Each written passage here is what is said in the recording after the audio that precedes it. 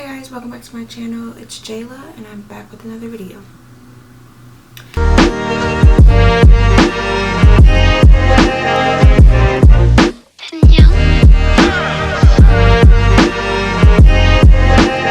So today I want to go over my third trimester update, everything that's been happening to me from 28 through 40 weeks. So I'm not going to ramble too much. I'm going to get into the video.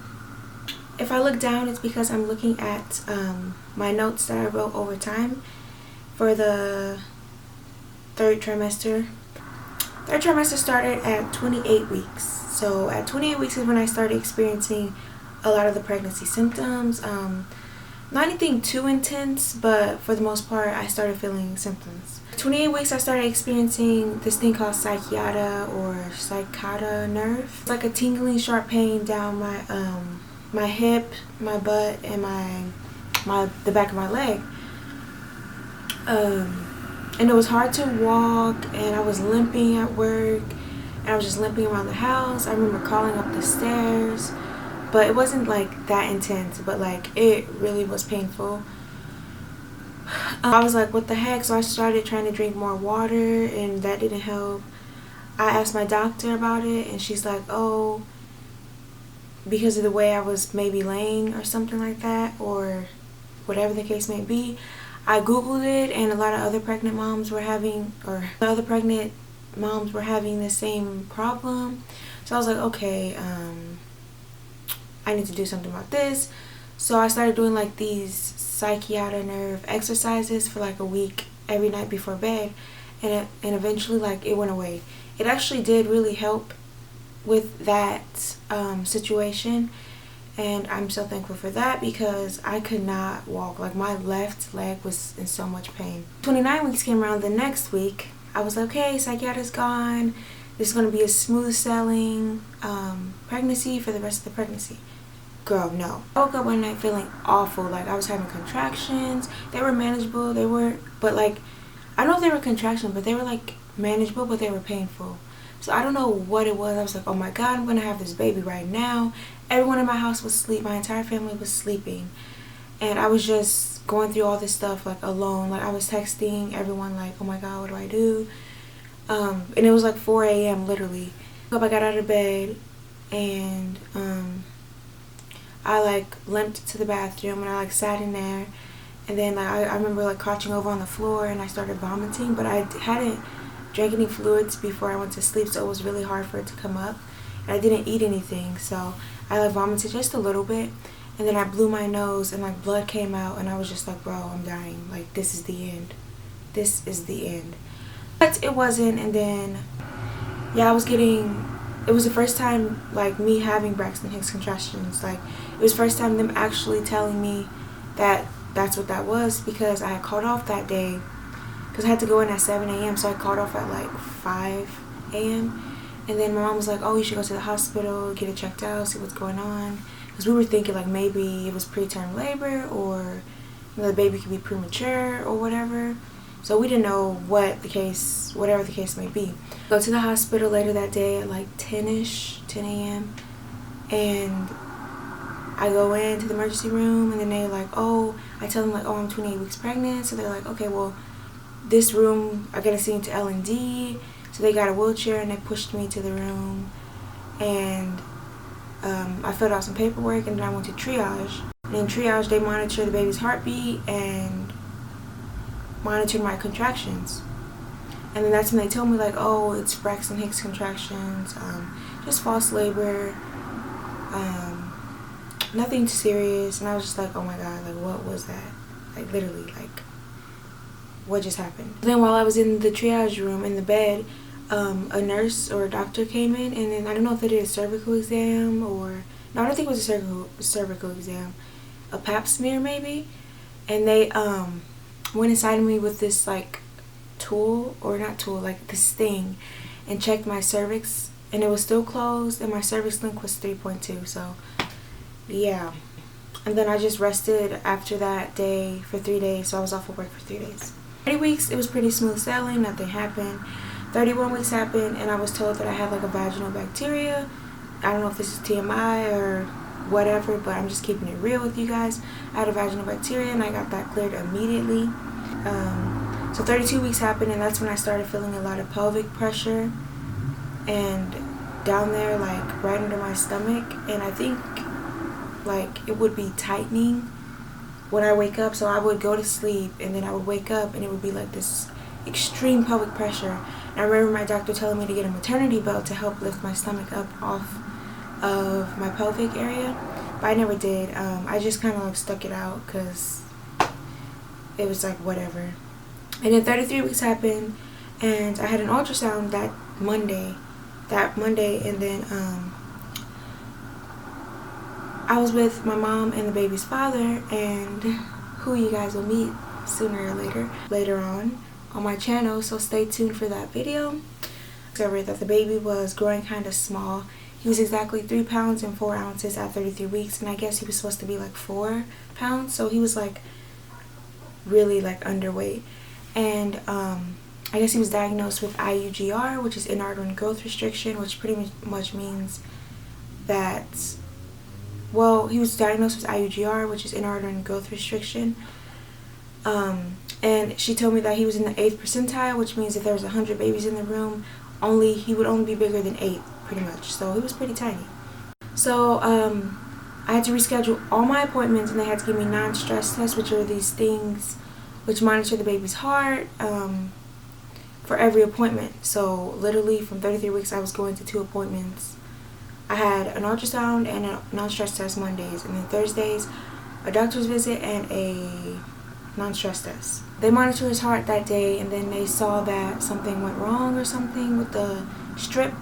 So they sent us to the hospital. We were there for 3 to 4 hours, and they told me, just for them to tell me that he was fine, like everything looked normal. Maybe he was asleep at the time, and now that he was very active. So I was just like, okay, that's good. So 34 weeks happened, and I went, of course, I did daily, went to my doctor's appointment. They sent me to the hospital from there because the non-stress test again looked kind of wonky. So I got there, and they monitored his heart, and then they gave me an ultrasound to check not like his weight measurements, but like the placenta, make sure he was getting the nutrients, the blood flow, the amniotic fluid, and yeah, they checked that, and they sent me back to the triage to monitor his heart again. They were like, oh, like it dipped kind of low. They called my doctor, and they said to keep me overnight, so they kept me for 12 hours, and that was not fun. Like being at the hospital for 12 hours was like draining, honestly. And like the food wasn't even good. Like I had a ham sandwich and Jello, which was unsweetened, and the apple juice was bomb though.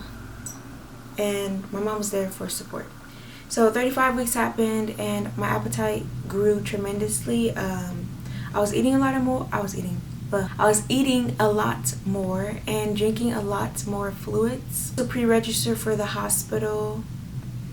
And then I started experiencing like pregnancy symptoms again. I started experiencing this thing called like lightning crotch, which my doctor laughed at me, my mom laughed at me, but it's really like a thing. I googled it, and it was like this tingling, shooting sensation down there, and like I would get it for like a few seconds and then it would go away, but like it was like off and on, like for like 10 minutes, or not like for like 5 minutes. And I asked my doctor about it, and then she's like, oh, we can't really do anything about that until like after the baby's here. If it's still continuing, then they'll do something. And then like I started having like inner thigh or upper thigh cramps. Like it would like pulse, and then it would like go away. It was really weird. I started getting aches in my hips. My mom says it's because my bed is hard, but I don't think like out of nowhere like I would start getting aches in my hips.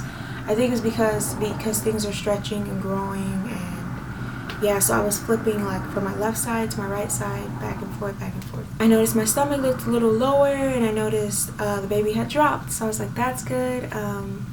But I think he dropped before that, but like I've officially noticed my stomach shape change completely at 35 weeks. 6 weeks, I found out that baby was getting all his nutrients. The blood flow looked amazing. My placenta looked fine. The measurements were fine. And that he was 5 pounds, 14 ounces. That's still small, but like I'm happy that he reached like he's almost like, I'm happy that he's over 5 pounds, you know. I feel like his estimated weight will be like 6'6" or something like that. I'm hoping, like, I don't know, but he's just so tiny. I find it so cute. And I found out that he was posterior, optical posterior, I believe it's called. If not, I'll have it on the screen right here. And it's basically where his back is to my back and his head is down, his face is facing my belly. Like his face is looking up, his head is down, and his back is to my back. So pretty much he was posterior, and I started Googling what posterior was. And a lot of people were like, oh, you don't want a posterior, have a vaginal birth with a posterior baby because it has intense back pain and a longer labor, and it's more difficult to get the baby out because of the diameter of its head. And I was like, oh my god, what the heck. So I started doing like these exercises to flip him. I would crawl, like scrub the floor and do all these things, and I would lay like a certain way that they said to lay if you had a posterior baby. So I did that, and then his kicks definitely shifted positions. It wasn't in the middle of my belly, like it, you know, since he's literally upside down, his kicks would be like pushing out of my stomach. It wasn't doing that. It was like under my ribs. So I was like, okay, maybe I flipped him, but like I feel like it did because he's no longer posterior. And then I was still having Braxton Hicks contractions, still getting lightning crotch, aching in hips were still happening. So yeah. Okay, so 37 weeks came around and I started experiencing extreme swelling in my ankles. I went on my maternity leave, Epsom salts, and then I used this machine to help, you know, get the swelling down. My appointment that Thursday when I was 37 weeks, and they told me they saw fluid around my baby's heart, which is normal, she says, but usually they aren't able to, like, you know, see it. So they say he has a little, like, just a tiny smidge more than normally. So I was just kind of freaking out about that, and I started Googling that, of course, because I am the Google queen. I started Googling that, and then people were telling me, like, oh, my baby had that too, and it was perfectly normal. So I was just like, okay. Now I am currently 38 weeks, and I went to my appointment on Monday, so yesterday. And we got the baby's measurements, and the baby is 5 pounds 15 ounces, which is pretty much 6 pounds. So yeah, so the baby is 5 pounds 15 ounces. And what else has happened? I just turned 38 weeks on Saturday, and today's Tuesday, so I'm trying to like think of what has happened within these few days. Extremely aggressive kicks and stuff like that. Like nothing else has been happening really. Oh, last night from Charlie horses 4 times, and I was just like, what the heck, like what is going on? I didn't know what to do. Like I literally just hop out of bed and just walk, and then it goes away. 39 weeks next Tuesday. They're planning to induce me. I think it's because they said I'm a high-risk pregnancy. I'm not sure.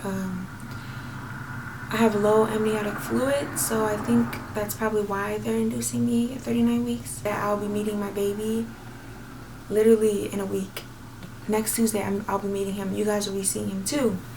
So I'm just really excited, and I don't know. My trimester has been the worst, I can say, but it's been smooth sailing. Like I haven't had any like extreme problems other than like pains here and there, so I'm happy for that. And that's pretty much it for this video. I hope you guys liked it. Hope you like, comment, and subscribe. I'll leave my accounts right here for you to subscribe. And make sure you check out my other videos, and I'll have those on the screen as well. And just tell all your friends, share this video, and I'll talk to you guys later. See you in my next one. Bye.